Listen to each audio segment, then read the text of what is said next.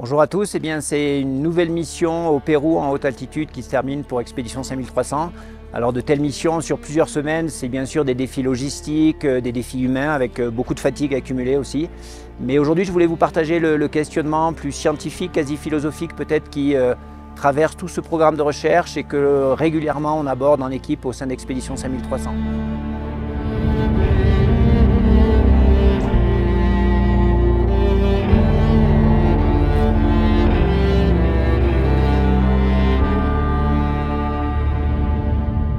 Ce questionnement, c'est un peu le creuset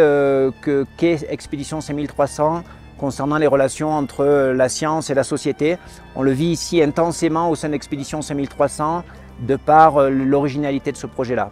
Les questions que souvent on aborde et que l'on se pose mutuellement et qui reviennent, je dirais, sur la table de nos discussions, c'est est-il finalement raisonnable de mettre en œuvre autant de moyens humains, matériels, financiers pour conduire un projet de recherche dans un environnement comme celui-ci auprès d'une population qui a tellement de besoins immédiats et autres que la science, je dirais, des besoins pour l'habillement des enfants, pour l'habitat, pour la nourriture. Et donc de savoir si notre recherche elle est vraiment justifiée dans ce contexte-là, c'est vraiment une question récurrente.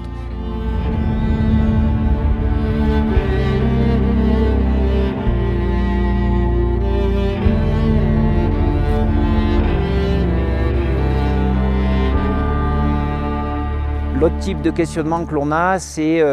ce temps long qui caractérise la recherche. On met des mois, des années à préparer une recherche, à collecter suffisamment de données, à analyser les données jusqu'à arriver à nos conclusions. Ce temps de plusieurs années, est-ce qu'il est vraiment adapté à l'urgence, à la quasi-survie d'une population comme celle de la Rinconada qui a besoin, je dirais, tout de suite de manger, de se réchauffer, de pouvoir vivre, survivre dans cet environnement-là? C'est des populations qui sont touchantes pour nous, on les côtoie au jour le jour.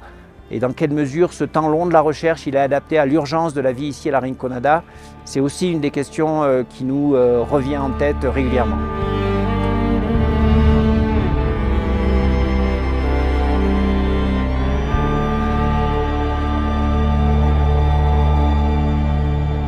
Le choix que l'on fait au sein d'Expédition 5300, c'est de tenir un chemin de crête exigeant, mais qui ne veut ni lâcher le souhait que l'on a d'être utile auprès de cette population, encore une fois, qui est touchante, que l'on côtoie de près, d'être utile même modestement en proposant des consultations médicales auprès des enfants donc durant cette mission, en amenant du matériel, des habits chauds dont il manque, donc en essayant d'avoir un certain rôle immédiat auprès de chacune des familles qui vient volontairement participer à notre campagne de recherche.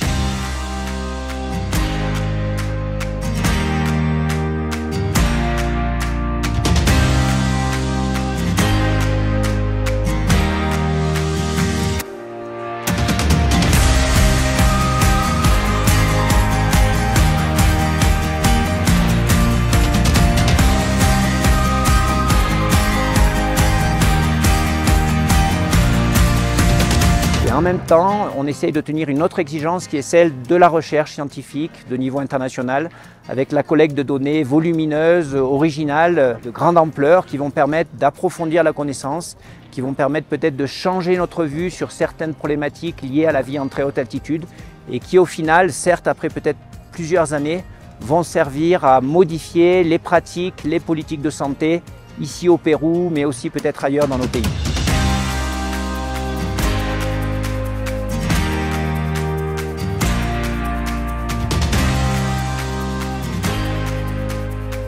C'est ce double enjeu que l'on essaye de tenir, être utile à la population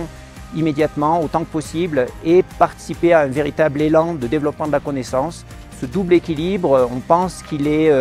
caractéristique du positionnement de la recherche dans nos sociétés et Expédition 5300, dans ce sens, est sans doute un